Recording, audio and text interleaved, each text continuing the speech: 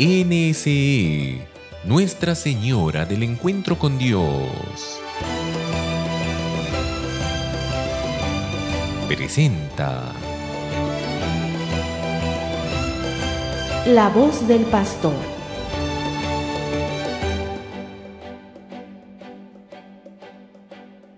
Queridos hermanos y hermanas, nuevamente juntos en La voz del pastor, con nuestro catecismo de la Iglesia Católica, que espero que todos ya lo tengan y que lo tengan a la mano. Estamos, como recordamos, en la segunda parte del catecismo y hemos comenzado hace ya 2 o 3 semanas el artículo segundo de la segunda parte, que se titula El misterio pascual en los sacramentos de la Iglesia. Estamos hoy día en el número 1122, aunque antes de entrar en este número y en los siguientes, quisiera brevemente recordar que al hablar del misterio pascual en los sacramentos, hemos hablado primero de lo que significa los sacramentos como obra de Cristo. Es Cristo el que preside todos los sacramentos que se celebran en la Iglesia. Pero también hemos dicho que esos sacramentos que son de Cristo son también sacramentos de la Iglesia, porque Cristo no los celebra solo, los celebra con nosotros, con la Iglesia, que somos su cuerpo. Y es la Iglesia la que celebra, digamos así, la que confecciona el sacramento, pero también es la Iglesia la que nace, la que vive de estos sacramentos. Pasamos pues al número 1122, a través del cual, y los siguientes números, la Iglesia nos habla de la relación entre sacramentos y fe. Se titula así, Sacramentos de la Fe. Y nos empieza diciendo el catecismo que Jesús envió a sus apóstoles a bautizar. Pone esta cita tan bonita del evangelista Lucas. Cristo envió a sus apóstoles para que en su nombre proclamasen a todas las naciones la conversión para el perdón de los pecados y les dijo: hagan discípulos de todas las naciones, bautizándolos en el nombre del Padre, del Hijo y del Espíritu Santo. Y esta otra cita segunda, como se dice el catecismo, está tomada del Evangelio de Mateo. Es decir, combinando estas dos citas, ¿qué sacamos, digamos así, en conclusión? Primero, que Jesús envía a los apóstoles y a través de los apóstoles envía a la Iglesia a anunciar el Evangelio, a predicar el Evangelio, a llevar a todos los hombres la buena noticia. Y aquellos que creen y que acogen esa buena noticia, entonces han de ser bautizados en el nombre del Padre y del Hijo y del Espíritu Santo.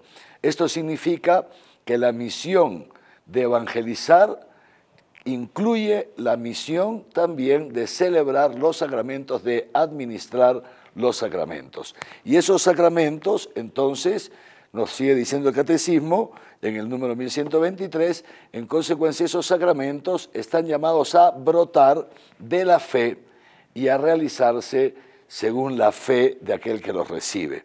Por eso, nos dice el catecismo, se llaman sacramentos de la fe. Es decir, los sacramentos por sí mismos no dan la fe, sino que la presuponen y la alimentan y la perfeccionan.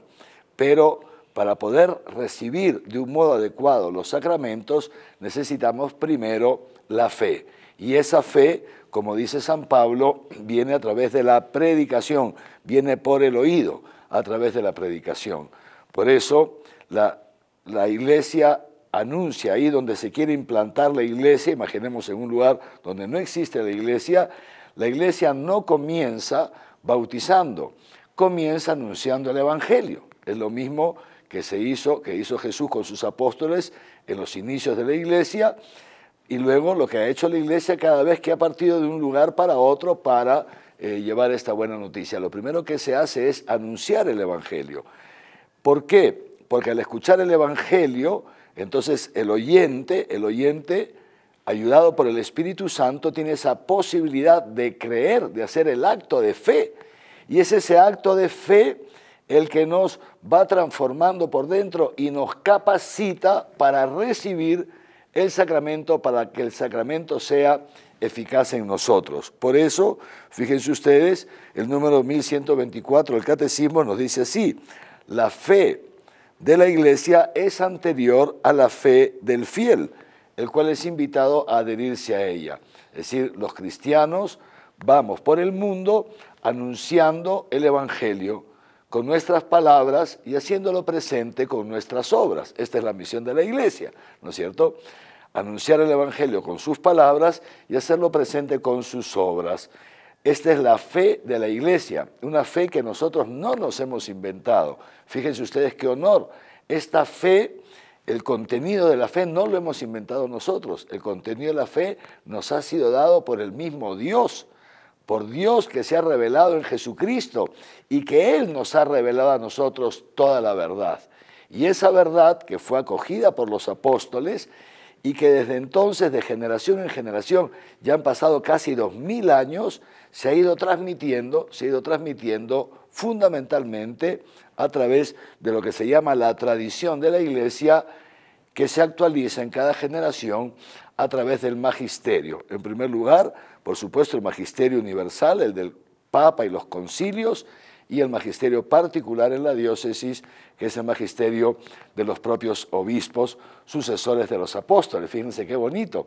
Entonces son los pastores los que nos van transmitiendo ese depósito de la fe de generación en generación, y los pastores, con la ayuda también de los laicos, vamos todos transmitiendo esa fe a la siguiente generación. ¿Para qué? Para que, acogiendo las nuevas generaciones la fe en Cristo Jesús y por supuesto en la Santísima Trinidad y en todo aquello que nos ha revelado Dios y nos transmite la Santa Madre Iglesia, entonces acogiéndola podamos acceder santamente a los sacramentos y podamos experimentar en nosotros la eficacia de los sacramentos. Así entonces es lo que se celebra en los sacramentos, lo que celebramos en la liturgia y de manera especial en los sacramentos, es justamente la fe de la iglesia a la cual cada uno de nosotros se adhiere libremente y pasamos a formar parte de esa comunidad que es el cuerpo visible de Jesucristo resucitado, y entonces celebramos juntos esa fe. Los sacramentos, el contenido de los sacramentos es el contenido de nuestra fe. Por eso desde antiguo ya se dice lex orandi, lex credendi, es decir, celebramos aquello que creemos. Porque creemos, entonces celebramos. Y esto es el sentido, digamos así, más profundo de los sacramentos. Y justamente por eso, y aquí yo quiero atraer su atención, el número 1125 nos dice que justamente por eso, porque los sacramentos no son propiedad individual de nadie, entonces nadie puede manipularlos, ni nadie puede cambiar la liturgia a su propio gusto. Vamos a leer lo que dice el número 1125. Por eso, dice el Catecismo, ningún rito sacramental puede ser modificado o manipulado a voluntad del ministro que celebra o de la comunidad que celebra con el ministro. No se puede modificar ni manipular. Dice así, incluso la suprema autoridad de la Iglesia, o sea, el Papa, incluso el Papa no puede cambiar la liturgia a su arbitrio, sino solamente en virtud del servicio de la fe y en el respeto religioso al misterio de la liturgia. Esto es importante porque, hermanos, porque algunas veces se puede dar en algunas parroquias o en algunas comunidades católicas que sea el ministro o sea la comunidad o sea un fiel determinado quiera modificar la liturgia. Y esto no está bien, porque la liturgia no la hemos inventado los hombres. La liturgia forma parte de esa inspiración del Espíritu Santo que acompaña a la autoridad de la Iglesia, a la autoridad suprema de la Iglesia, que es el Papa, y que a lo largo de los siglos le ha ido diciendo, ha ido instruyendo de cómo se deben celebrar los sacramentos. En su esencia, la celebración sacramental se mantiene desde los primeros siglos hasta nuestros días, aunque tal vez, y de hecho en algunos asuntos accesorios puede ir variando, pero eso por inspiración del Espíritu Santo, repito, a la autoridad suprema de la Iglesia, que es el Papa, y nosotros no podemos manipularlos. Algunas veces, por ejemplo, yo voy a parroquias y veo que en el momento de la consagración, fíjense, en el momento de la consagración, cuando el sacerdote, en este caso si estoy yo el obispo, consagra el cuerpo de Cristo, es un momento tan bello, tan profundo, tan intenso, tan íntimo, Cuando el sacerdote dice, o mejor dicho, Jesús a través del sacerdote dice, tomad y comed, porque esto es mi cuerpo que será entregado por vosotros, ¿no? Es un momento, o tomad y bebed, porque este es el cáliz de mi sangre, sangre de la alianza nueva y eterna que será derramada por vosotros y por muchos para el perdón de los pecados. Las palabras de la consagración, en ese momento en que Cristo a través de la voz del sacerdote está diciendo esas palabras, y el pan, la hostia se transforman en el cuerpo de Cristo y el vino se transforman en su sangre, y entonces la iglesia, la liturgia nos dice que es el momento de estar todos en silencio, contemplando, adorando en el silencio de nuestro corazón el cuerpo y la sangre de Cristo, y en ese instante de repente alguien salta por ahí, Señor mío, Dios mío, que no sé qué, perdón, vamos a ver, cuidado. Cuidado. Yo le he dicho a los párrocos que por favor instruyan a los fieles. Yo estoy seguro que a muchos de ustedes les brota en ese instante efectivamente esa exclamación que conocemos, Señor mío y Dios mío. Claro que nos brota, a mí también me brota. Pero ¿saben cómo se hace? En silencio, en el silencio de nuestro corazón, porque el momento de la consagración es un momento en que todos debemos estar en silencio y adorar en silencio a Jesús. Que alguien salte por ahí a decir, o toda la comunidad, o alguno suelto por ahí, que salte a hacer alguna, digamos, exclamación, no es el momento, ¿ven? Pero sin darnos cuenta, con buena intención. Por eso yo no dudo de la buena intención, ¿no es cierto? Hay veces nos dejamos llevar un poco por nuestros sentimientos. Sí, la intención es buena, pero no podemos, ni ustedes, ni siquiera yo, podemos manipular la liturgia, no podemos cambiarla. Y si la liturgia nos dice adoración silenciosa, yo les pido a ustedes, ¿no? Yo creo que ya la mayoría lo hacen, ¿eh? Que todos estemos en adoración silenciosa. Y si alguno por ahí se exalta un poquito, un codazo con cariño, estamos en adoración, y así nos vamos ayudando todos. No sé qué les parece. Muy bien, pues fíjense ustedes, pasamos ahora al número 1127. Así como los sacramentos son sacramentos de la fe, al mismo tiempo, nos dice el catecismo, son sacramentos de la salvación. ¿Por qué? Fíjense ustedes qué importante esto de los sacramentos, porque a través de los sacramentos, esa salvación que Dios ha realizado en Cristo en favor del género humano en general, esa salvación se realiza en la vida de los que participamos en la liturgia y recibimos el sacramento. O sea, Jesús en el sacrificio de la cruz se ha ofrecido por todo el género humano, Pero, ojo, no necesariamente todo el género humano se va a beneficiar de ese sacrificio. ¿Por qué? Porque hay muchos que rechazan a Cristo, hay muchos que rechazan los sacramentos, ¿no es cierto? Entonces, ¿cómo la salvación que Jesús ha obtenido en la cruz para todos llega a la vida de cada uno a través de la eficacia del sacramento? Pongo un ejemplo. Como todos sabemos, hace ya mucho tiempo que se ha descubierto la penicilina, ¿no es cierto? Un antibiótico fortísimo, ¿no? Y entonces, y hay también muchas enfermedades que antes causaban la muerte, y hoy día ya no. ¿Por qué? Porque se han descubierto las medicinas que curan esas enfermedades, ¿no es cierto? Entonces, ¿qué significa eso? Vamos a poner un ejemplo, ¿no es cierto? La tifoidea hoy día no mata, hace siglos mataba, hoy día ya no mata la tifoidea, ¿no es cierto? Entonces, pero una cosa es decir, la tifoidea ya no mata, y otra cosa es decir, bueno, yo tengo tifoidea, entonces como no mata, yo sigo adelante. No, pues, ¿me entiendes? O sea, si naturalmente, si tú tienes tifoidea, la tifoidea no mata, ¿por qué? Porque ya hay una medicina que la combate. Pero si tú no usas esa medicina, si tú no te aplicas esa medicina, al final la tifoidea te puede matar de todas maneras. Digo tifoidea como puede decir alguna otra enfermedad, ¿me entienden? ¿No es cierto? Pues lo mismo pasa con la salvación. Cristo en la cruz ha pagado por todos nuestros pecados.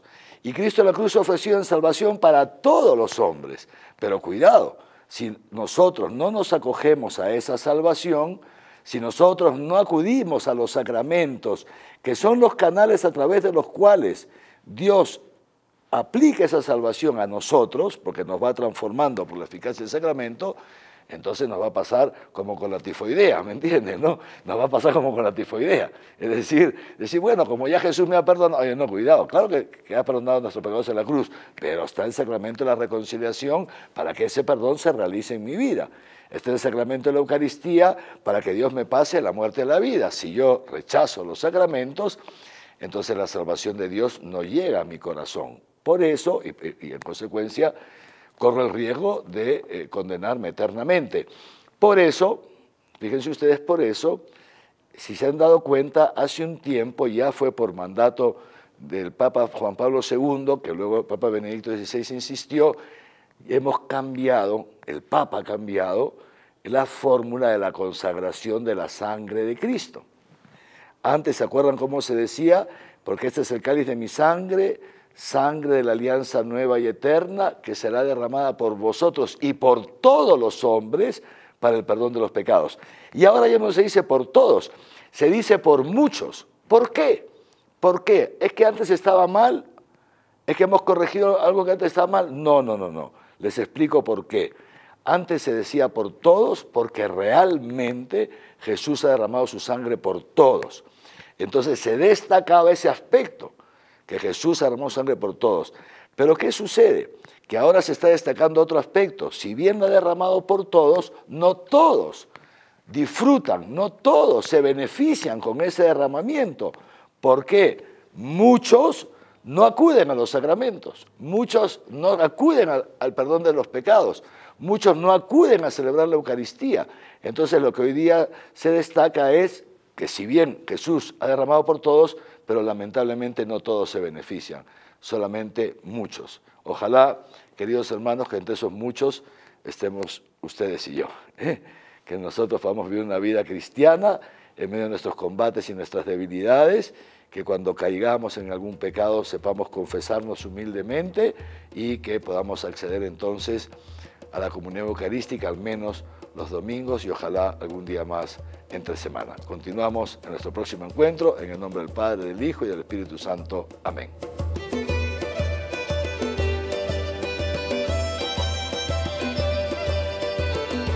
NSE, Nuestra Señora del Encuentro con Dios,